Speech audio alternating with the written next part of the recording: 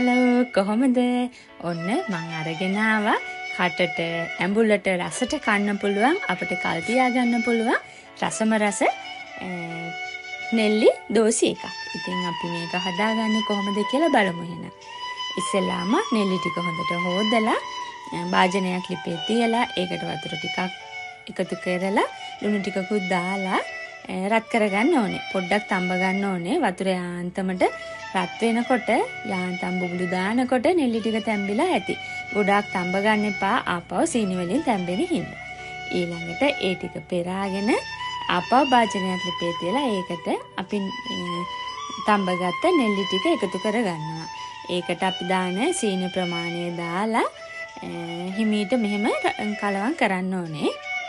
ටිකක් රත් වේගෙන එනකොට අපිට පේනවා අර නෙල්ලි වල තියෙන වතුර එකතු වෙනවා එළියට එනවා. ඉතින් ආපහු මේකට සීනි දැම්මට පස්සේ වතුර දාන්න යන්න එපා.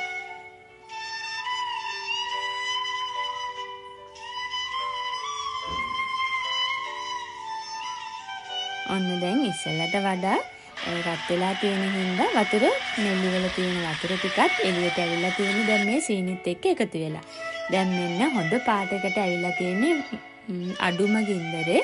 මේක හිමීට කලවම් කරනකොට එක දිගටම කලවම් කරන්න යන්න එපා. නෙල්ලි ටික පොඩි වෙන හින්දා මේ විදිහට ඔන්න දැන් ගානට හැදිලා තියෙන ලස්සන පාටට. මේ කිසිම පාටක් දාලා නෙමෙයි. ඔයාලත් හදනකොට පෙනෙයි මේක ලස්සනට පාටට හැදෙනවා. ඔන්න අපි හදාගත්තේ නෙල්ලි දෝසි එක. ඉතින් මේ විදිහට වැඩිපුර හදලා කල් තියාගෙන නෙල්ලි වාරය ඉවර වුණාමත් රස බලන්න පුළුවන්.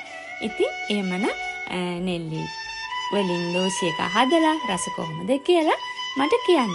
එහෙමනම් අද මාත් එක්ක එකතු වෙනාලා හැමෝටම ගොඩාක් ස්තුතියි.